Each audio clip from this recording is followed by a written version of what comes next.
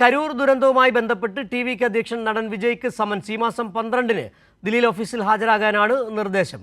വിവരങ്ങളുമായി ഇപ്പോൾ ന്യൂസ് ഡെസ്കിൽ നിന്നും അഞ്ജു ചേരുന്നുണ്ട്. അഞ്ജു, നിലവിൽ നമുക്ക് മനസ്സിലാക്കാൻ കഴിയുന്ന 41 പേർ മരിച്ച കരൂർ ദുരന്തത്തിൽ വിജയ് പ്രതിസ്ഥാനത്ത് തന്നെയാണ്.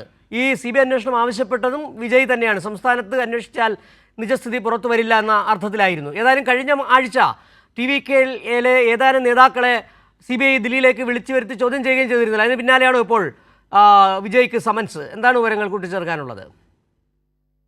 അതേ സിജു, കരൂർ ദുരന്തത്തിലെ അന്വേഷണവുമായി ബന്ധപ്പെട്ടിട്ട് CBI വിജയ്ക്ക് സമൻസ് അയച്ചിരിക്കുന്നത്. അതായത് ഈ മാസം അടുത്ത ആഴ്ച 12-ാം തീയതിയോടുകൂടി തന്നെ ദില്ലിയിലെ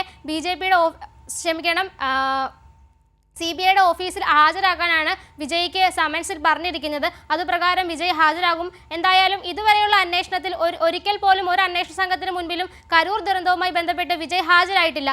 ഇതിനു മുമ്പ് തമിഴ്നാട് സംസ്ഥാനത്ത് പോലീസിന്റെ അന്വേഷണം നടന്നിരുന്നു. അതിനുശേഷം ആ അന്വേഷണത്തിൽ തൃപ്തിയില്ലെന്ന് വിജയും ടി.വിക്കെയും അറിയിച്ചതിനെ തുടർന്ന് പ്രത്യേക അന്വേഷണ സംഘവും ഒരു അന്വേഷണം ആരംഭിച്ചിരുന്നു. അതിലും വിജയ്ക്ക് തൃപ്തിയില്ല എന്ന് അറിയിച്ചതിനെ തുടർന്നാണ് മദ്രാസ് ഹൈക്കോടതിയുടെ നിർദ്ദേശപ്രകാരം അന്വേഷണം ടി.വിയുടെ ഹർജിയിൽ തന്നെ CBIക്ക് വിടുന്നത്. ആ ഹർജിയിലാണ് ഇപ്പോൾ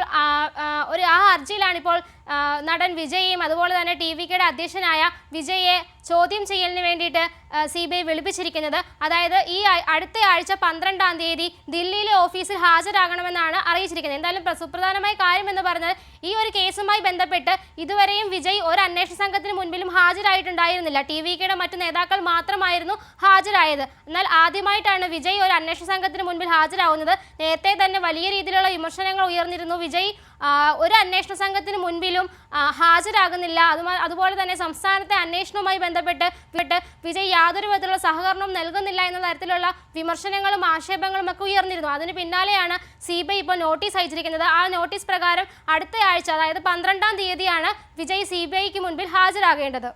അഞ്ജു, നേരത്തെ തന്നെ ഈ വിജയ് CBI അന്വേഷണം ആവശ്യപ്പെട്ടത് തന്നെ ചില സംശയങ്ങൾ ഉയർത്തിയിരുന്നു. ഇപ്പോൾ തന്നെ BJPയുമായി ടി.വിക്ക് അടുക്കുന്നു എന്ന തരത്തിൽ വാർത്തകൾ കൂടി വരുമ്പോൾ ഇതിനെ എങ്ങനെ കൂട്ടി വായിക്കാം?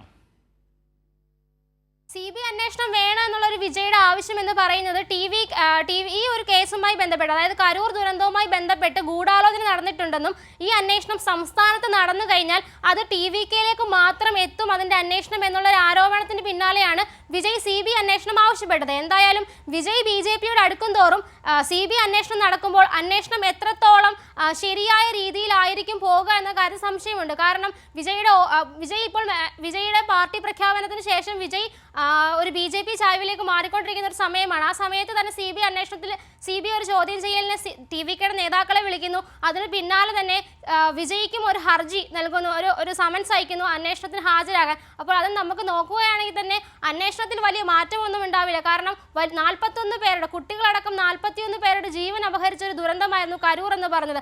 അതിൽ ആ പാർട്ടിക്കും അതുപോലെ വിജയ്ക്കുമുള്ള ഉത്തരവാദിത്വം ഇല്ലാതാക്കുന്ന തരത്തിലായിരിക്കും CBIയുടെ അന്വേഷണം പോവുക എന്ന് നമുക്ക് ഉറപ്പിച്ച് പറയാൻ കഴിയും. കാരണം CBI അന്വേഷണത്തിലേക്ക് വിജയ് എത്തുമ്പോൾ തന്നെ അതിൽ BJPയുമായുള്ള ഒരു ബന്ധം കൂടി നമുക്ക് സംശയിക്കേണ്ടിയിരിക്കുന്നു. കാരണം കൃത്യമായി തന്നെ ഒരു അന്വേഷണം ഇതിൽ നടക്കുമോ എന്ന് നമുക്ക് സംശയമാണ്. 41 പേരുടെ മരണത്തിനാണ് ആ ദുരന്തം സാക്ഷിയായത്. അപ്പോൾ അത്തരത്തിലുള്ള ഒരു ദുരന്തത്തിൽ കൃത്യമായ ഒരു അന്വേഷണം നടത്താൻ CBIക്ക് കഴിയുമോ എന്നുള്ളൊരു കാര്യം നമ്മൾ ഇനി മനസ്സിലാക്കേണ്ട ഒരു കാര്യം. ശരി, അഞ്ജു ആണ് ന്യൂസ് ഡെസ്കിൽ നിന്നുള്ള വിവരങ്ങൾ നൽകിയത്.